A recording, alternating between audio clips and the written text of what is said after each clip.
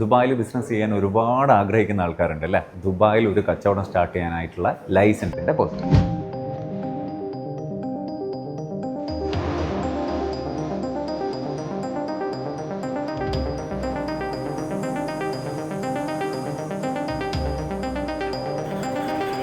$3999 നിങ്ങൾക്കൊരു ലൈസൻസ് ഇവിടെ ഓപ്പൺ ആക്കാം.